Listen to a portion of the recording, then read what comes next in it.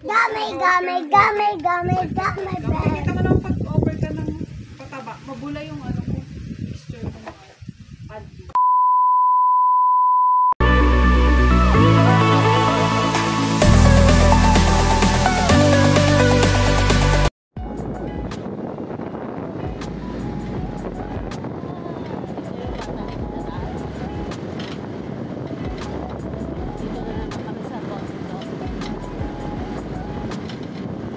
Paano sabi ni Optimus?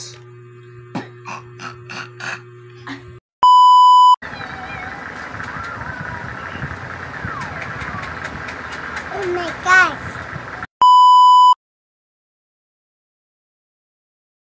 Opo. Ano nag-iiba siya pagka tubig. Hindi niya gusto natin tubig. Bigla. Kasi nahihirapan na ako. Ano naman pag-iiba? Kasi mas maganda kung Doon kayo sa bandang labas. Ay, doon. ibig sabihin kahit na konti pa lang yung nutrients na nilagay mo, kaya niyang maki-adapt dun sa pinagkita. Pagpapata. Nakita ko yung nangas mo. O lahat sila yan, lahat ng aso. So, ito. Ilang kilos yan eh? 6? Ibig sabihin niya, pag ganito silang mauugat, maganda yung nutrients nila na nakukuha nila Oo sa nga, pagkain. no. Dapat ganyan na aso na rin. Kasi ibig sabihin niya, dadami siya. Kasi may ugat siya. Pag kulang ka ng nutrients, hindi siya magkakaroon ng ugat. Kasi wala siya nasisipsip sa paano. Mababa lang Ano, mo. baba lang yung sandang ka lang. Wala pa isang bintay.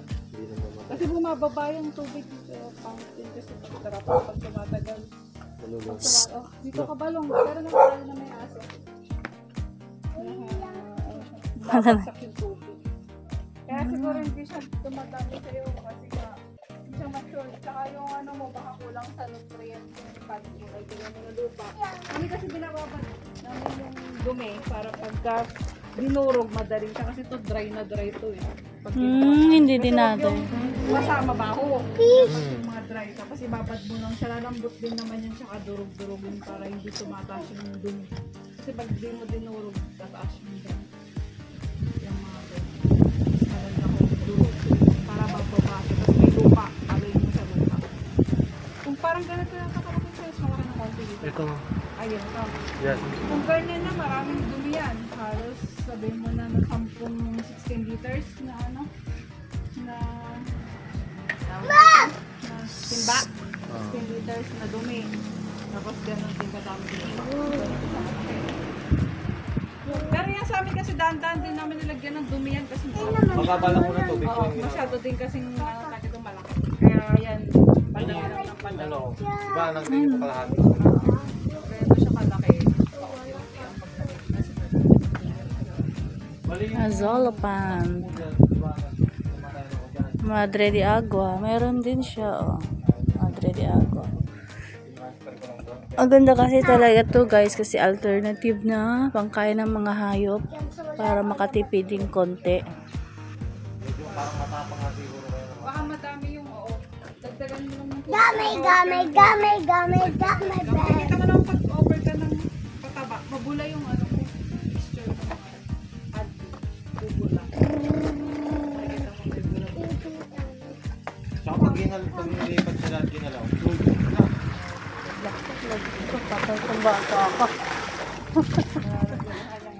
Ayan, sige, kalukuhan mo.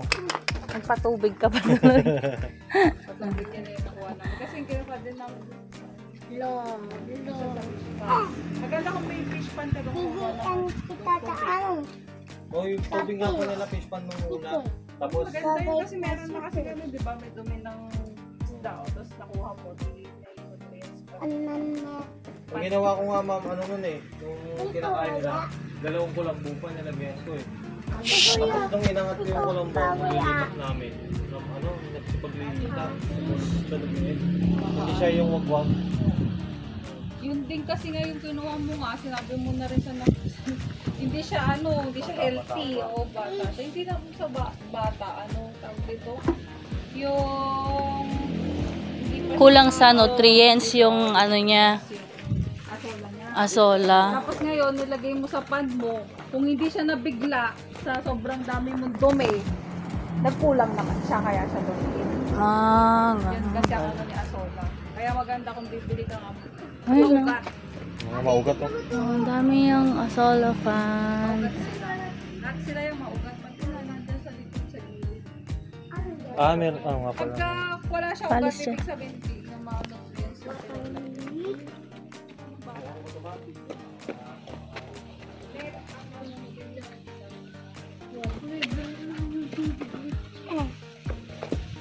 Oo, may dog dyan.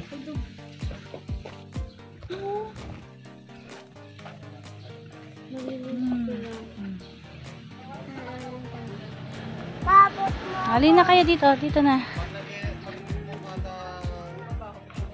Pag nag-highway, MacArthur Highway kami, dami namin Pag dito, kasi pag dito kayo nga rin, may kasama yung mga bata. Ang ganda na rin dito, okay na rin yung ano. 1 minute lang naman yata yung pagitan dito sa ano. Kami lang ang dumadaan doon, sa may bypass doon. At mas mabilis-bilis kayo. Kasi dito, maraming sasakyan. Pag ano per kilo yung dito?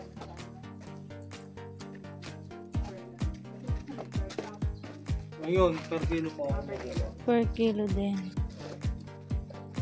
Basta pagka ano, wala pang fish. B! Lalagyan ng Paano po, ma'am? crayfish. Babay na kayo, ma'am. Mag-bless na muna kayo. Mag-pastor kayo. Anong pangalan mo, ma'am? Ayan. Dayan. Ano pong lugar to? Anong? Ramos. Tarlac. Ramos Babay Tarlac. na tita, ma'am. Salamat po. Thank you po. Para masubay ba yung mapadami.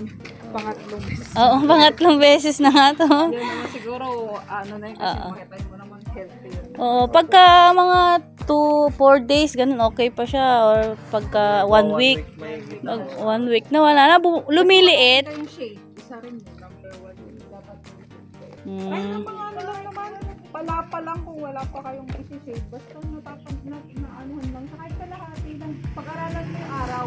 Kagaya dito sa amin, tignan mo, pagdating ng ganito, kalahati lang yung ano, kaya half lang yung nilagay. Dito sa amin kasi full sun.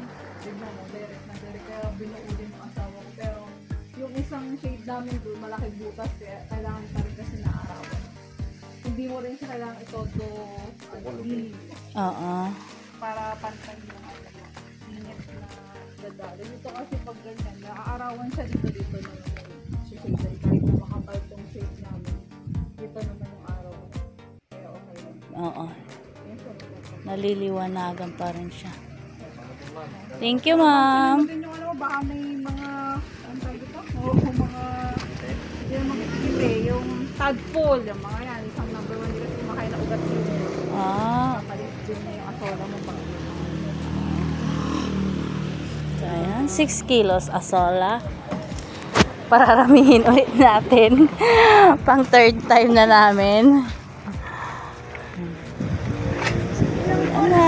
Bye-bye.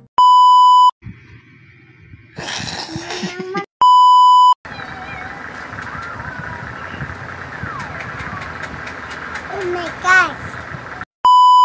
Paano sabi ni Optimus?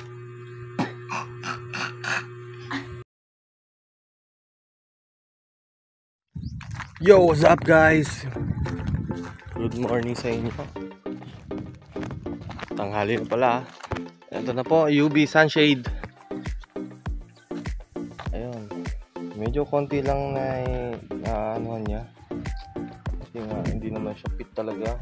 Fish pan ko. Na asola pan ngayon. Temporary asola pan. Ito po is 6 kilos. Halos ma-occupied na niya lahat, oh.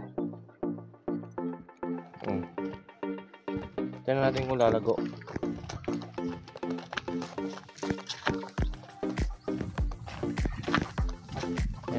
Yan. Occupied niya lahat. Ang daming kiti-kiti. Ayan. Okay. What going good dito. Doon sa kabila, medyo red. Yung nasisinagan, medyo yellow na. Kulang yung UV sunshade ko, Paano sabi ni Optimus?